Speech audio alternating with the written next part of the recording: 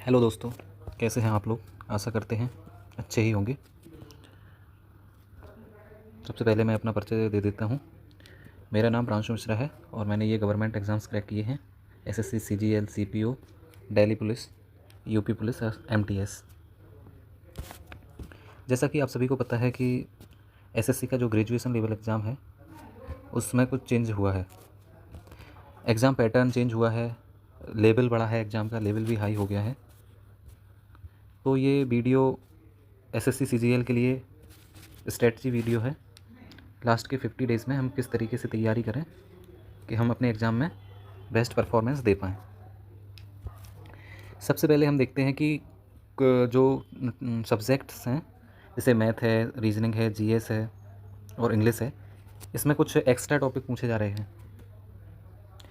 जो प्री में पहले पूछा जाता था उससे अलग क्वेश्चन, मेंस लेवल का जो सिलेबस है उससे क्वेश्चन बन रहे हैं।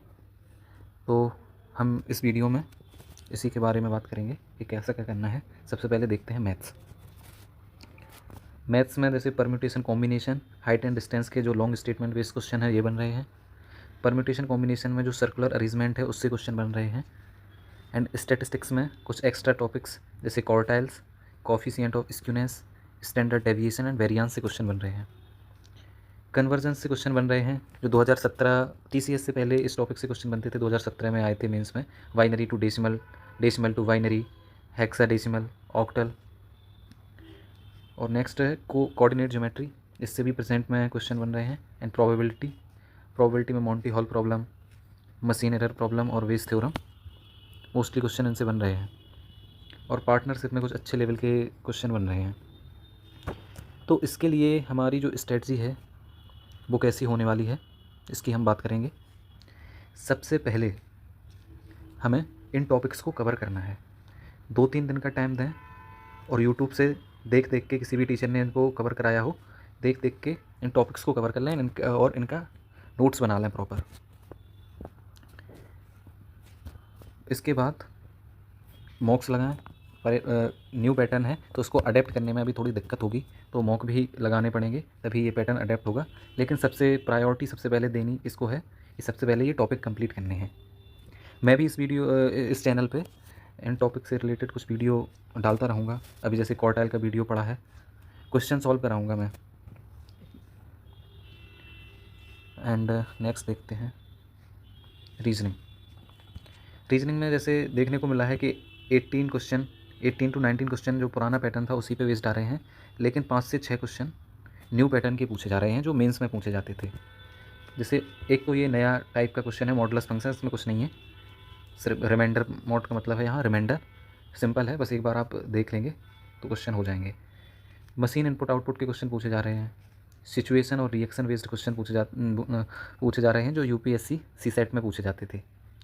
क्रिटिकल रीजनिंग से क्वेश्चन आ रहे हैं, statement, conclusion, assumption, cause and effect, जो सीजीएल मेंस में पूछे जाते थे। और जो फिगर के क्वेश्चन होते थे, सिंपल क्वेश्चन होते थे, वो अब नहीं पूछे जा रहे हैं। ओवरऑल हम कह सकते हैं कि जो रीजनिंग का लेवल है वो थोड़ा अप हो गया है और टाइम टेकिंग हो गया है। तो इसमें भी हमारी स्ट्रेटजी यही रहने वाली है कि सबसे पहले हम इन टॉपिक्स को कवर करें, इनके कॉन्सेप्ट देखें। यूट्यूब पे वीडियो पड़ी हुई हैं, क्रिटिकल रीजनिंग का 4-5 घंटे का वीडियो होगा, उसे कवर करें, 1-2 बार देखें, कॉन्सेप्ट क्लियर करें और मॉक में जाके उसको इम्प्लीमेंट करें। नेक्स्ट है इंग्लिश का लेवल भी थोड़ा अप हुआ है, क्योंकि अभी देखा जा रहा है कि इंग्लिश में जो क्लोज टेस्ट आता था, क्लोज टेस्ट की जगह रीडिंग कॉम्प्रीहेंशन के क्वेश्चन पूछे जा रहे हैं। तो रीडिंग कॉम्प्रीहेंशन है जो क्लोज टेस्ट के कंपैरेटिवली थोड़ा लेंथी पड़ता है। और न्यू टाइप के क्वेश्चन जैसे एक्टिव पैसिव वॉइस क्वेश्चन आ रहे हैं और नरेशन के क्वेश्चन पूछे जा रहे हैं। इंग्लिश ग्रामर में कुछ पार्ट्स ऑफ स्पीच से रिलेटेड क्वेश्चन भी आ रहे हैं, जैसे कोई पूछ लेगा कि इसका पार्ट्स ऑफ स्पीच क्या है, कोई वर्ड होगा तो इसके क्वेश्चन भी बने हैं। तो ये भी थोड़ा लेंदी है, पहले की अपेक्षा थोड़ा लेंदी हो गया है। पैरा जंबल भी लेंदी पूछे जा रहे हैं थोड़े। तो आप पैरा जंबल की कोई बेसिक क्लास कर सकते हैं यूट्यूब से, उससे कॉन्सेप्ट देख सकते हैं और मॉक में जाके एग्जीक्यूट करेंगे उसको। ऐसा ही रीडिंग कॉम्प्रीहेंशन में करेंगे, मतलब प्रैक्टिस करनी पड़ेगी, इसकी अडेप्ट होना पड़ेगा न्यू पैटर्न के साथ। नेक्स्ट बात करते हैं जीएस की। तो जीएस में भी क्वेश्चन का लेवल अप हो गया है, स्टेटमेंट बेस्ड क्वेश्चन पूछे जा रहे हैं, रीजनिंग बेस्ड क्वेश्चन बन रहे हैं, रैंडम क्वेश्चन भी आ रहे हैं कुछ। और जीएस में एक सबसे बड़ा चेंज देखा गया है, जैसे कि अभी इससे पहले स्टैटिक जो जीके थी, स्टैटिक जीके, उसका वेटेज 7 to 8 क्वेश्चन पर शिफ्ट रहता था, लेकिन अब इसका वेटेज कम हो गया है, 2 से 3 क्वेश्चन ही आ रहे हैं। वो भी 2-3 टॉपिक्स को कवर करेंगे आप, जैसे सेंसस हुआ, ये लिखा है यहाँ पे, सेंसस, बुक्स एंड ऑथर, और गवर्नमेंट स्कीम। गवर्नमेंट स्कीम से क्वेश्चन बन रहे हैं, तो इसको भी कवर करेंगे। तो सब और जो कोर सब्जेक्ट हैं जीके के, जैसे इकोनॉमिक्स हुआ, यह इकोनॉमिक्स, पॉलिटी, ज्योग्राफी, हिस्ट्री, यहाँ हिस्ट्री होना चाहिए था, इनको कवर करना मस्ट है। जैसा कि मेंस में होता था कि जो कोर सब्जेक्ट थे उनसे क्वेश्चन बनते थे और थोड़ा बहुत करंट से बनते थे, और ये स्टैटिक से ज़्यादा क्वेश्चन नहीं बनते थे, ऐसा ही पैटर्न अब प्री में है। तो कोर सब्जेक्ट को रिवीजन, कोर सब्जेक्ट का रिवीजन आप करते रहिए, जो भी आपने अपने नोट्स बनाए हैं उनको बार बार रिवाइज़ करते रहिए, और इकोनॉमिक्स पे थोड़ा ज़्यादा ध्यान दीजिए, क्योंकि इससे हर शिफ्ट में 3 क्वेश्चन तो मिनिमम बन ही रहे हैं। और ऐसा भी नहीं कि बहुत टफ क्वेश्चन बन रहा है, और 5 ईयर प्लान से क्वेश्चन बन रहा है, और मतलब सिंपल ही बन रहे हैं। आप 3-4 में 2-3 क्वेश्चन तो कर ही सकते हैं। स्टैटिक में census, books and author, government scheme, और अब आर्ट्स या स्पोर्ट का भी पढ़ सकते हैं थोड़ा। इन्हीं मेजर टॉपिक्स से क्वेश्चन आ रहे हैं। बाकी साइंस का ऐसा है कि सबसे पहले आपको करना है कोर सब्जेक्ट और स्टैटिक जीके, उसके बाद में टाइम मिलता है तो साइंस के तीनों सब्जेक्ट का रिवीजन आप कर सकते हैं, क्योंकि साइंस का कुछ पता नहीं है कि लेवल अप भी हो सकता है। अगर ज़्यादा अप हो गया लेवल, ग्रेजुएशन जो 12th लेवल का हो गया, तो साइंस ज़्यादा टफ हो जाएगी, और इतना वेटेज लग भी नहीं रहा अभी, अगर रिसेंटली देखें तो। बाकी करंट, अभी तो आप जैसे 10-15 दिन जो कोर सब्जेक्ट हैं और स्टैटिक जीके हैं इसको कंप्लीट करें। लास्ट के 10 दिन में करंट के कुछ टॉपिक हैं, जैसे गवर्नमेंट स्कीम है, स्पोर्ट है, अवार्ड्स हैं, अपॉइंटमेंट हैं, तो जो हाईलाइटेड टॉपिक होते हैं उनको आप कवर कर सकते हैं, तो इससे आप एक अच्छा स्कोर कर पाएंगे। अब देखते हैं कि जो लेवल अप हुआ है इससे कट ऑफ पे क्या फ़र्क पड़ेगा। तो कट ऑफ डेफिनेटली रिड्यूस होने वाली है। अभी एसएससी ने अपना नॉर्मलाइजेशन जो फार्मूला है वो चेंज किया है, तो अगर नॉर्मलाइजेशन फार्मूला जो पिछली साल था उससे कंपेयर करें, तो पिछली साल जो 152 कट ऑफ गई थी लगभग, तो जो रिसेंट का नॉर्मलाइजेशन फार्मूला है उससे ये कट ऑफ ही 144 हो जाएगी, 144। तो इतना अंतर तो इसी से आ जाएगा, जो कट ऑफ है उसमें। बाकी जो लेवल अप हो रहा है उससे 10-15 क्वेश्चन, 15 से 20 मार्क्स का डिफरेंस आ सकता है। मतलब कट ऑफ मेरे हिसाब से जो लेवल आ रहा है 125 से ऊपर तो जानी ही नहीं चाहिए, 125 से नीचे ही रहनी चाहिए। बाकी देखते हैं क्या होता है। स्ट्रेटजी हमारी यही रहेगी कि सबसे पहले न्यू टॉपिक्स को कवर करें। अभी आपके पास 3-4 दिन हैं, 3-4 दिन देकर आप सभी न्यू टॉपिक्स को कवर कर सकते हैं चारों सब्जेक्ट्स में, और उनके नोट्स भी बना सकते हैं।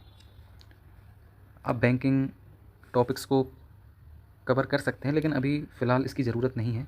अभी इतना करें कि पहले टॉपिक्स को कवर करें, जो न्यू टॉपिक्स हैं, उसके बाद आप मेंस का मॉक दे सकते हैं। जो मेंस का मॉड्यूल टेस्ट होता है ना, मैथ का, रीजनिंग का, 30-30 मिनट का, कई प्लेटफॉर्म्स हैं, तो आप वहाँ से डेली 1 या 2-2 मॉक टेस्ट दे सकते हैं पर सब्जेक्ट मैथ और रीजनिंग के। इससे आपको जो हाई लेवल क्वेश्चन है उसकी प्रैक्टिस होगी और थोड़ा टाइम भी ज़्यादा मिलेगा। अभी क्या है, 25 मिनट या 20 मिनट मिलते हैं मैथ के लिए, तो और लेवल बहुत हाई आ रहा है, तो क्वेश्चन सॉल्व भी नहीं होते लोगों से। तो आप मेंस का मॉक दे सकते हैं अभी 10-15 दिन मॉड्यूल टेस्ट,